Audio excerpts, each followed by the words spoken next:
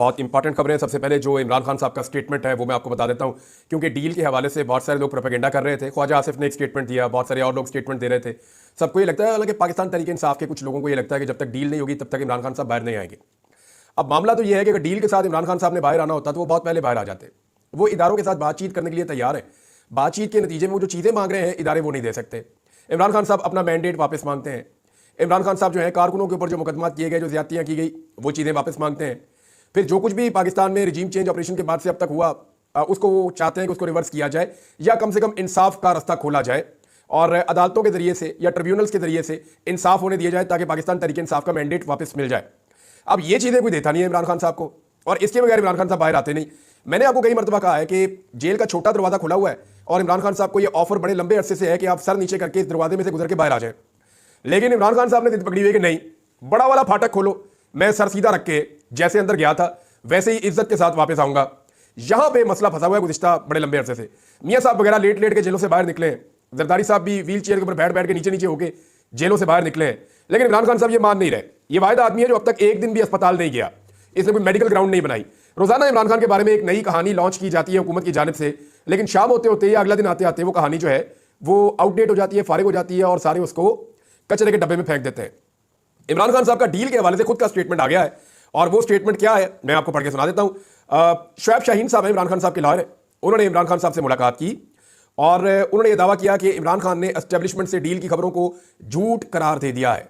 Adiala jail में इमरान खान से मुलाकात के बाद वो मीडिया से गुफ्तगू कर रहे थे और उन्होंने जो बातचीत हुई वो बाहर आकर बताई। उन्होंने बताया कि इमरान खान ने कहा कि जो इंसानी हकूक की खिलाफ वर्जी हुई है इमरान खान साहब के साथ जो कुछ भी हुआ है इस पर सुप्रीम कोर्ट में जाऊंगा।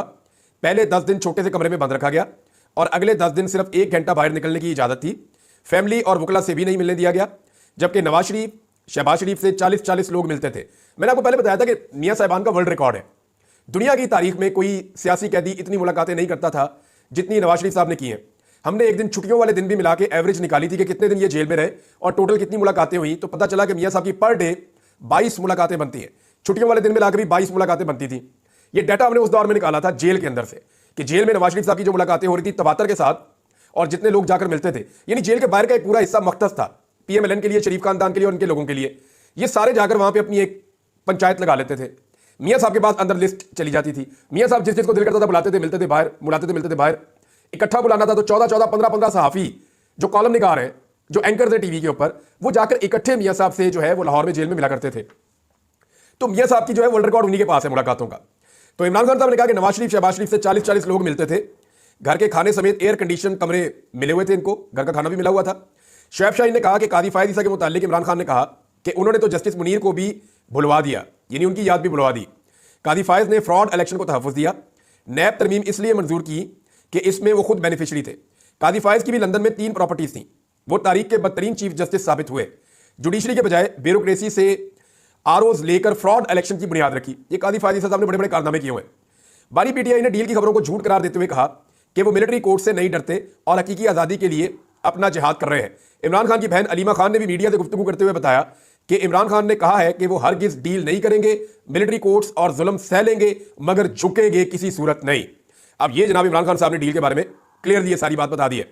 एक और चीज़ मैं आपके सामने रख देता हूं कि देखिए 2 जज हैं। मैं इससे पहले कि बात को तफसील से करूं, मैं सिर्फ ये बता देता हूं कि वजीर दाखिला ने एक स्टेटमेंट दिया जिसके बाद ये सूरत शुरू हुई है।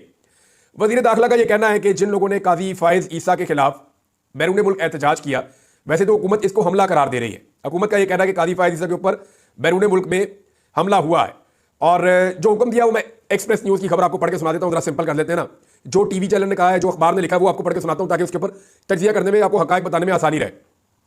वजीर दाखिला ने कहा कि लंदन में साबिक चीफ जस्टिस कादी फायद ईसा और पाकिस्तानी हाई कमीशन की गाड़ी पर हमला अफसोसनाक है। नादरा को हमला अफवाहों की शनाख्त के लिए फौरी इकदाम और शनाख्ती कार्ड मनसूख करने का उन्होंने हुक्म दे दिया है कि जनाब शनाख्त करें। इनके खिलाफ एफआईआर भी दर्ज करने की बात की गई है। इनके खिलाफ कानूनी कार्रवाई भी की जाएगी। पाकिस्तान में एफआईआर दर्ज करके मजीद कार्रवाई की जाएगी। हमला आवरों के शनाख्ती कार्ड ब्लॉक किए जाएंगे और पासपोर्ट मनसूख किए जाएंगे। ये जनाब वजीर दाखिला ने कहा कि जो कादी फायद ईसा साहब की इज्जत अफजाई हुई है बरतानिया में, उस हवाले से। अब देखें 2 जजेस हैं जो इस वक्त पाकिस्तान में नहीं है।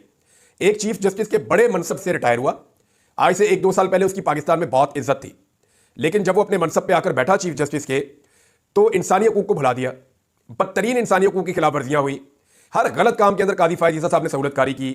तारीख का बदतरीन मैंडेट चोरी हुआ और कादी साहब ने सहूलतकारी की। यानी जो कुछ भी इस मुल्क में हुआ, जो बुरा हुआ, उसका हिस्सा काजी साहब जरूर बने और उस पर फख्र भी करते रहे, बल्कि अपने मुखालिफिन को ना सिर्फ कुचलते थे बल्कि उनका मजाक भी उड़ाते थे। यानी काजी साहब ने कहा था ना कि अगर आप किचन की गर्मी बर्दाश्त नहीं कर सकते तो फिर आप निकल जाएं, आप वहां से निकल जाएं। तो यही वो काजी फायद ईसा साहब हैं जो जुल्म के ऊपर मुस्कुराते थे, इंजॉय करते थे। अब काजी साहब जो है जब वो बरतानिया में मौजूद हैं तो पाकिस्तानियों ने उनके खिलाफ एहतजाज किया। दूसरी तरफ एक और जज है और इस जज ने काजी साहब का साथ दिया हुआ है माजी में, लेकिन जब जुल्म हद से बढ़ गया तो इस जज ने जुल्म के खिलाफ खड़े होने का फैसला किया और जालिम का साथ नहीं दिया, जिसकी पादाश में जस्टिस मंसूर अली शाह साहब की मैं जिक्र कर रहा हूं कि उन्हें चीफ जस्टिस ऑफ पाकिस्तान बनना था, लेकिन क्योंकि उन्होंने कंप्रोमाइज नहीं किया, काजी की तरह उन्होंने जुल्म जारी रखने का जो है वो वादा नहीं किया, लिहाजा उन्हें चीफ जस्टिस नहीं बनाया गया। वो भी इस वक्त पाकिस्तान से बाहर है।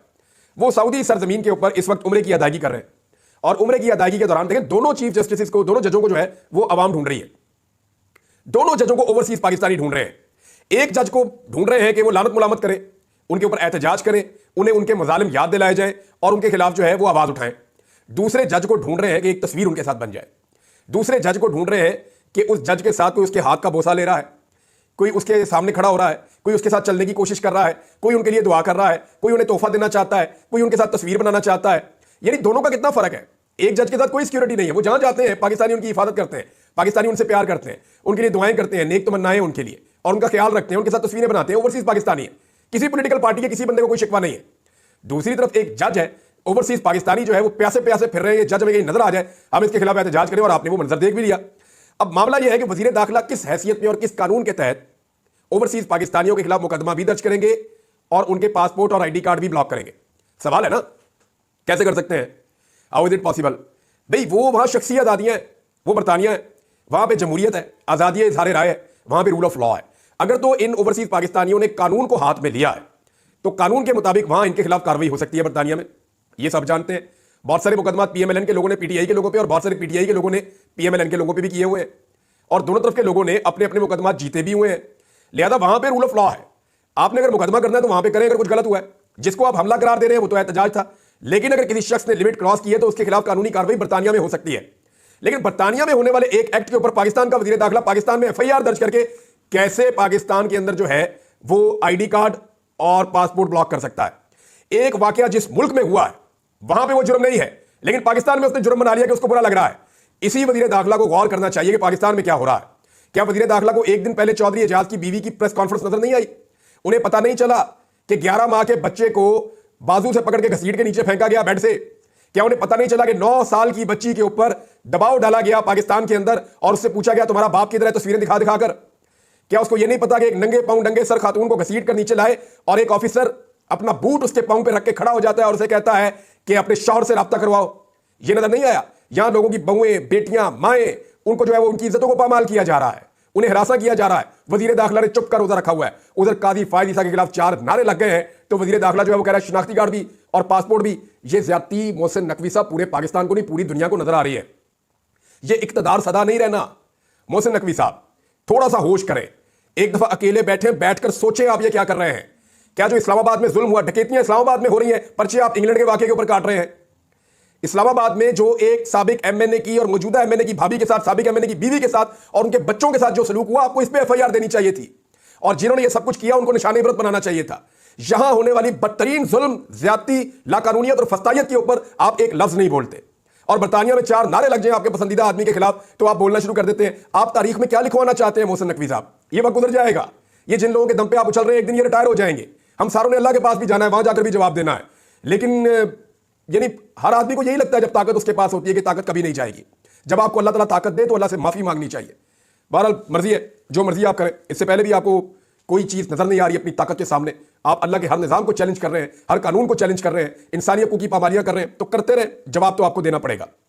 नवाज शरीफ साहब के खिलाफ भी पाकिस्तान तहरीक इंसाफ ने तैयारियां शुरू कर दी हैं। वो मैं आपको बता देता हूं तैयारियां किस लेवल की हो रही हैं। नवाज शरीफ साहब के खिलाफ जनाब तैयारियां हो रही हैं अमेरिका में और पाकिस्तान तहरीक इंसाफ के कारकुनों ने एहतजाज की तैयारी कर ली है और नवाज शरीफ साहब अपने दोस्त की एरिया के इंतकाल अब जो बताया गया है और मेडिकल चेकअप के लिए पीर के रोज अमेरिका पहुंचे। लेकिन खबर अंदर की कोई और ही आ रही है कि मियां साहब उधर कोई एस्टेब्लिशमेंट के साथ, अमरीकी एस्टेब्लिशमेंट के साथ कोई साज बात कर रहे हैं कि इमरान खान से बचाओ हमें, और अगर डोनाल्ड ट्रंप आ भी जाते हैं तो हमारी खिदमत हासिल करने, हमें इमरान खान से बचा लें, जो चाहिए हम देते हैं पाकिस्तान के नुक्ता नजर से। बहरहाल जैसे ही पहुंचे वहां पे तो पाकिस्तान तहरीक इंसाफ के कारकुनान ने एहतजाज के लिए वाशिंगटन में डैलास एयरपोर्ट के बाहर जमा हो गए। लेकिन नवाज शरीफ साहब वफद के हमरा निजी तैयारों के लिए मुख्तस खसूसी गेट से निकल के चले गए और वहाँ पे जो है पाकिस्तानी सफ़ीर ने मियाँ साहब को जो है वो निकाला और एक रिहाइशगाह पे पहुँचाया और मियाँ साहब ने वहाँ इशाया भी किया। चंद अमरीकी सहाफ़ी भी वहाँ पे शामिल किए गए, अपने कुछ मेहमान भी वहाँ पे बुलाए गए। लेकिन उसके बाद अब ये पता चल रहा है कि पाकिस्तान तहरीक इंसाफ ने ये फैसला किया है कि हम होटल समेत हर इस जगह पहुँचेंगे जहाँ नवाज शरीफ जाएंगे। पाकिस्तान तहरीक इंसाफ जो बाइडन को यह एहसास दिलाएगी कि वो एक गैर मकबूल शख्स की हमायत कर रहे हैं। जो बाइडन हुकूमत को एहसास दिलाना चाहती है पाकिस्तान तहरीक इंसाफ। नाज़रीन, अदालत के अंदर भी अब जो है ना वो अंगड़ाइयाँ आना शुरू हो गई हैं और चीज़ें किसी और तरफ जा रही हैं। मिसाल के तौर पर जज अबुल हसनात, जिनके बड़े रिकॉर्ड हैं, साइफर वाला बड़ा मशहूर इनका केस है और बहुत सारी चीज़ें, जब भी इनके पास कोई मुकदमा जाता है ना तो ये फटाफट जो है वो जैसे निज़ाम चाहता है वैसा ही फैसला दे देते हैं। इन्होंने किसी किस्म की कोई कसर नहीं छोड़ी पाकिस्तान तहरीक इंसाफ को दबाने में। तो खबर यह है नाज़रीन कि साइफर ट्रायल के जज अबुल हसनात के कारनामे जो हैं वो देखें, जब तक ये मौजूदा इंसाफ नहीं हो सकता, ये इस्लामाबाद हाई कोर्ट ने कहा है। ये आदम सवाती साहब की जो जमानत का मामला वहाँ पे लगा हुआ था, उनका रिमांड को चैलेंज किया गया था क्योंकि जज अबुल हसनात साहब के पास दहशतगर्दी की अदालत में जो भी मुकदमा चला जाता है तो जैसा निज़ाम चाहता है वैसे ही रिमांड वो ले लेता है। नॉर्मली तो हमने ये होता हुआ देखा है और इसके ऊपर अब अदालत जो है वो तंग आ गई। तो इस्लामाबाद हाई कोर्ट के जरा आप रिमार्क्स देख लें। उन्होंने जज अबुल हसनात मोहम्मद जुल्करनैन से वजाहत तलब कर ली है कि जनाब दुनिया की किसी अदालत में इस तरह की नाइंसाफ़ी नहीं हुई जो इस जज ने की है। यानी अब जजेस खुद बता रहे हैं कि हमारे जूनियर जजेस ने जिनको इस्तेमाल किया गया, पाकिस्तान के निज़ाम ने जिनको इस्तेमाल किया, उन्होंने किस लेवल की नाइंसाफ़ियाँ की हैं। जस्टिस मियां गुलशन औरंगजेब और जस्टिस अरबाब मोहम्मद ताहिर ने आदम सवाती के जिस्मानी रिमांड के खिलाफ दरखास्त पर समाअत की। आदम सवाती की जानिब से एडवोकेट अली बुखारी अदालत में पेश हुए और जस्टिस मियां गुलशन औरंगजेब ने एटीसी जज के रवैये पर इजहार बरहमी करते हुए पूछा कि अबुल हसनात की अदालत में क्या कैमरे लगे हुए हैं? हमारे पास पहले भी केसेस आए हैं जहां ये मिसकंडक्ट कर रहा है, ऑर्डर करके तारीख देता है, बाद में जमानत मुस्तरद कर देता है। 2 जजेस ने MIT को लिखा कि इसको फौरी तौर पर वापस भेजा जाए। हमने पहले भी लिखा और इसको वापस भेजा। इस आदमी को यहां रखा हुआ है ताकि इनकी सियासी कार्रवाइयां कर सके। इस्लामाबाद में इंसाफ नहीं होगा जब तक ये आदमी यहां है। अब किसी जज के लिए डूब मरने का मुकाम है अगर उसके सीनियर जजेस इस तरह की बातें कर रहे हैं, और ये इज्जत खूब कमाई है जज अबुल हसनात साहब ने, क्योंकि जो जस्टिस मियां गुलशन औरंगजेब साहब और उनके साथी जज जो बातें कर रहे हैं वो हकायक है। उन्होंने कहा कि साइफर ट्रायल में इस जज के कारनामे देखें, दुनिया की किसी अदालत में इस तरह की नाइंसाफी नहीं हुई जो इसने की। वजारत कानून इसको सपोर्ट कर रही है और कह रही है कि यही काम करो, इसीलिए तुम्हें बैठाया हुआ है। बहरहाल अदालत ने समाअत कल तक के लिए मुलतवी कर दी। अब जज अबुल हसनात साहब बताएंगे कि जनाब क्यों उन्होंने आदम सवाती साहब का रिमांड पे रिमांड दिया हुआ है। इससे पहले आपको पता है कि बुशरा बीबी के साथ क्या हुआ, आपको पता है कि इमरान खान के साथ क्या हुआ, आप ये भी जानते हैं कि इमरान खान की बहनों के साथ हाल ही में क्या हुआ। उनका एक दिन का रिमांड नहीं बनता था, कितना रिमांड ले लिया उनका। अभी तो जो है वो जो इस्लामाबाद से मेंबर कौमी असम्बली की उम्मीदवार थी पाकिस्तान तहरीक इंसाफ की, उनका मामला भी आएगा और समाबिया ताहिर साहबा उनका भी आएगा भी मामला। तो वो भी जब सामने आएगा तो पता चलेगा कि उनके साथ कितनी ज्यादती हुई है। तो यहाँ लोअर कोर्ट्स के अंदर बड़े बड़े शानदार जजेस हैं जिन्होंने इंसाफ की मिसालें कायम की हैं, लेकिन बहुत सारे जजेस ऐसे भी हैं जिन्होंने इंसाफ का सर नीचे झुकाया है। अब एक चीज नाज़रीन मैं जाते जाते इस वीलॉग में कह दूं कि चीफ जस्टिस ऑफ पाकिस्तान को अब कम से कम 2 चीजों का फौरी तौर पे नोटिस लेना चाहिए। एक, जो MNA की भाभी और साबिक MNA की बीवी ने इस्लामाबाद में एक प्रेस कॉन्फ्रेंस करते हुए बताया कि इस्लामाबाद के अंदर वफाकी दारुल-हुकूमत के अंदर उनके और उनके खानदान के साथ किस लेवल का जुल्म हुआ, छोटे बच्चों के साथ और खवातीन के साथ किस लेवल का जुल्म हुआ, इसके ऊपर चीफ जस्टिस ऑफ पाकिस्तान को जरूर नोटिस लेना चाहिए। और दूसरा, इंतजार हुसैन पंजूथा साहब, ये तो अदलिया का हिस्सा है ना, एक सीनियर वकील है और बड़े प्रोफेशनल वकील है, उनका इस तरह से गायब हो जाना, इस पे पूरे निज़ाम इंसाफ को तशवीश होनी चाहिए। चीफ जस्टिस को ज़ाती तौर पे कोशिश करनी चाहिए इन 2 मामलात को फौरी तौर पे रिजॉल्व करने के लिए। अब तक इतनी, अपना ख्याल रखिएगा, अपने चैनल का भी। अल्लाह हाफिज़।